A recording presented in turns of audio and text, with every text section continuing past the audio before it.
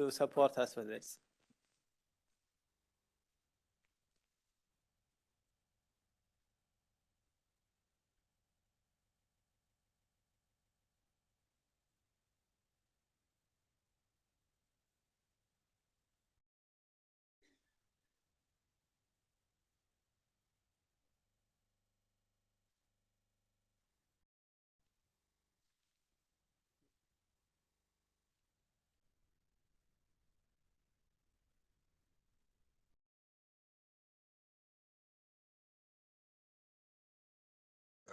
Good morning, good afternoon. I hope you can hear me.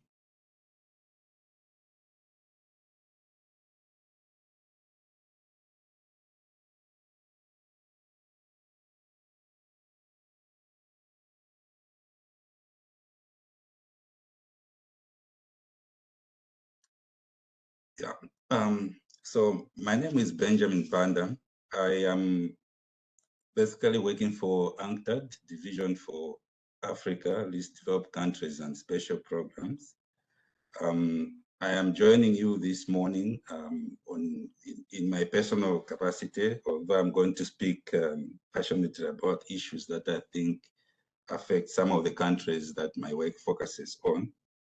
And given that there have been eloquent speakers before me, I'm just going to introduce the subject of sustainable and just economies.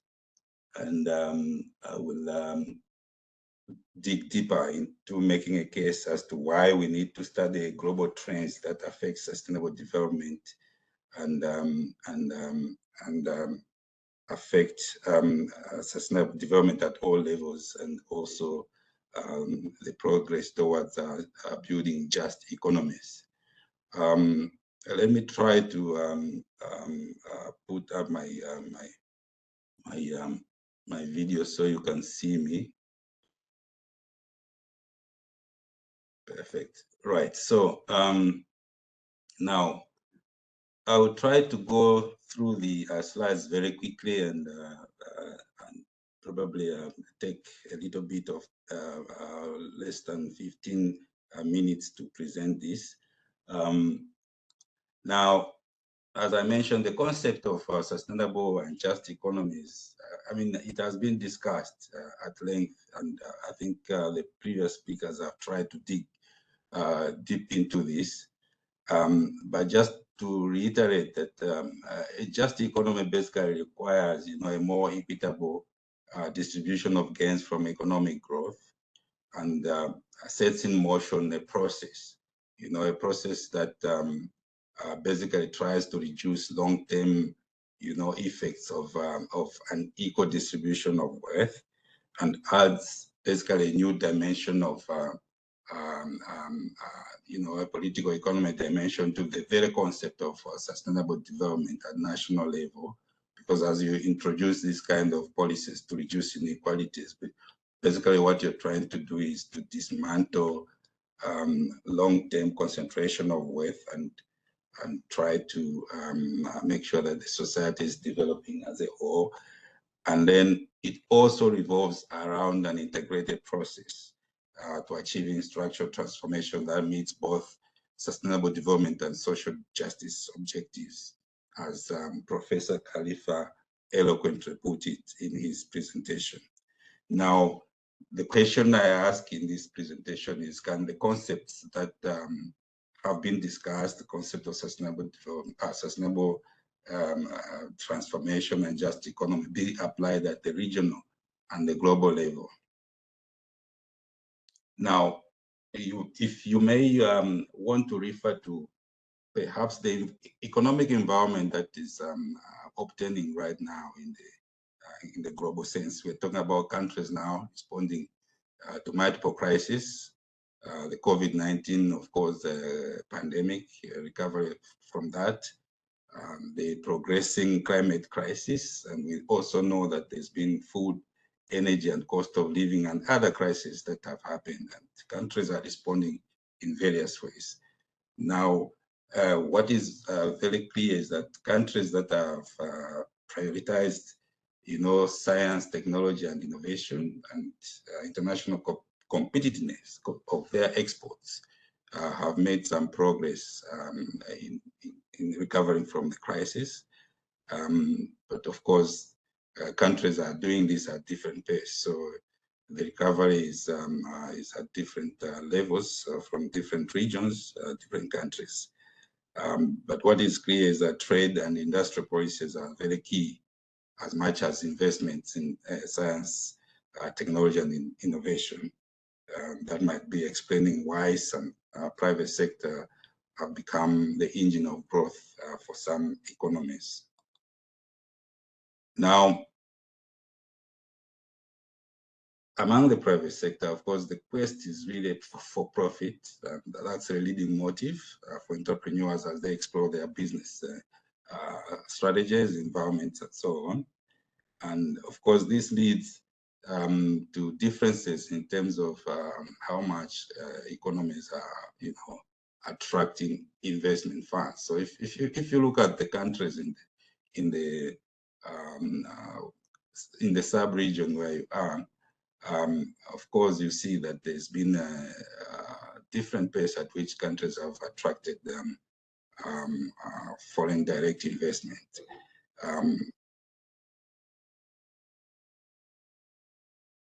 And of course, at the macroeconomic level, then it's not just for the businesses, but innovation and technology are integral, as a business strategy for continuous improvement.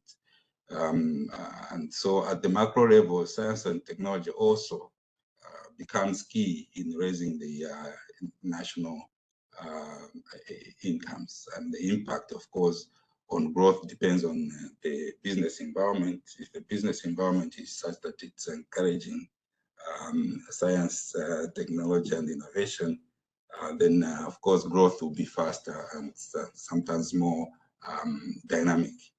But other studies say that it's important also to look at the national environment.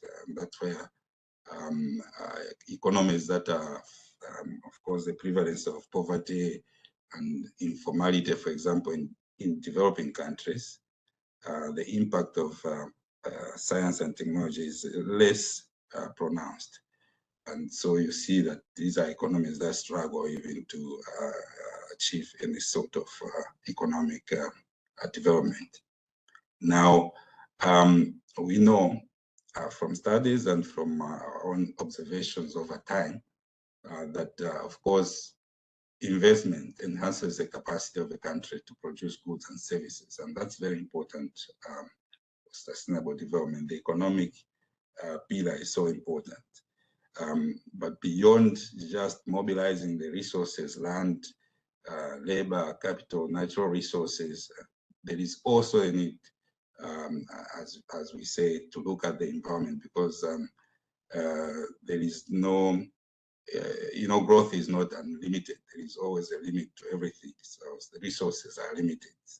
And so that's why you also need the innovative dimension to come through.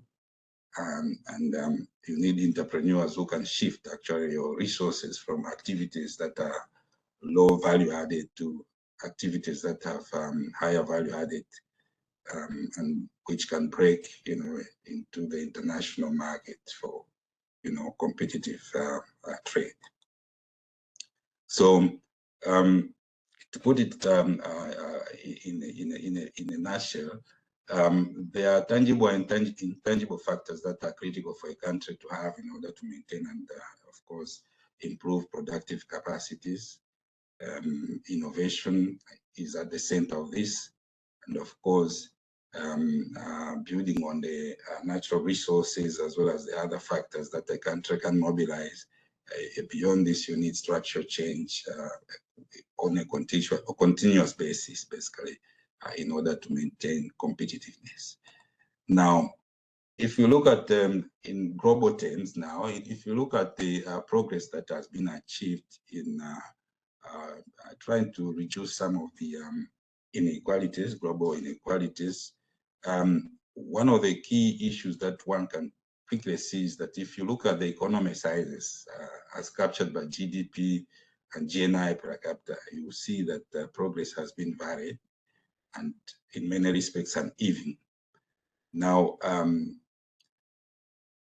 just looking at the graph here, which I'm sharing, you will notice that the GNI per capita of high income countries almost trebled on average from about 18,212 US dollars in 1990. Now they stand at around 48,120. That's per capita GDP, GNI per capita. Now, at the lower end, the low income countries, they are trailing. Now, if you look at their progress from, if you're looking at the graph, the columns are for the high income countries. So it's starting from left to right, okay?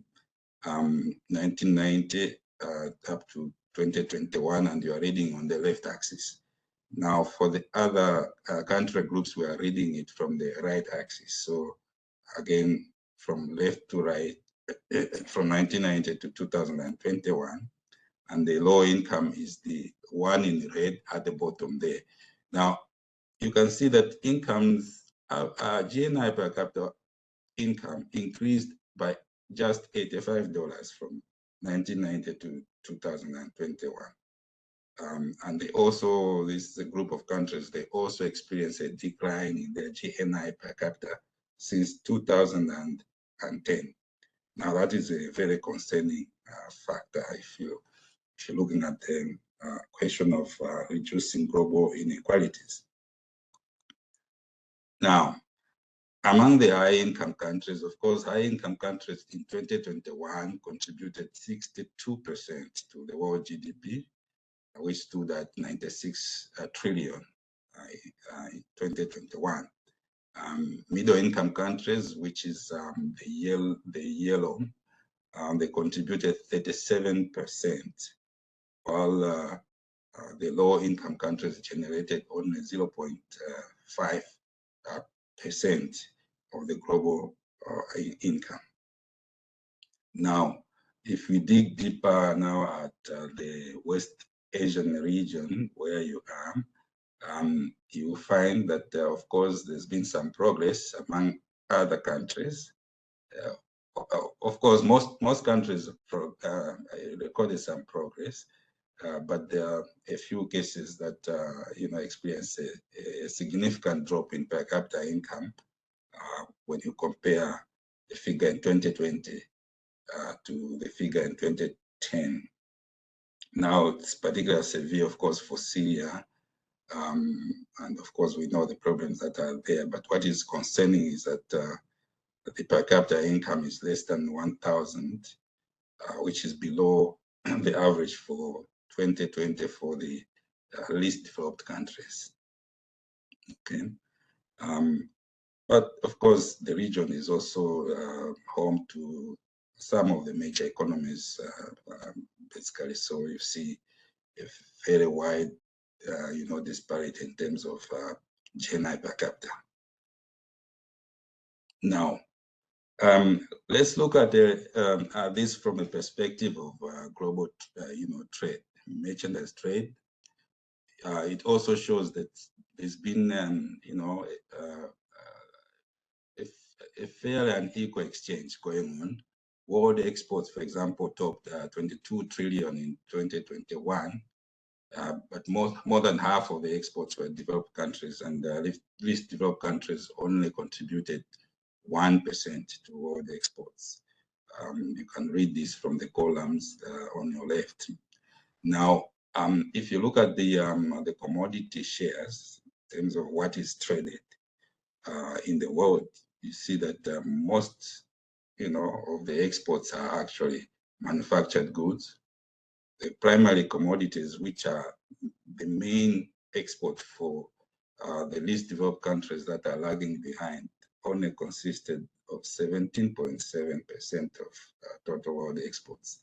And fuels, which also serve as one of their major exports, contributed only 11.6% to exports in 2021. Now, of course, when you look at the region itself, as I said, in terms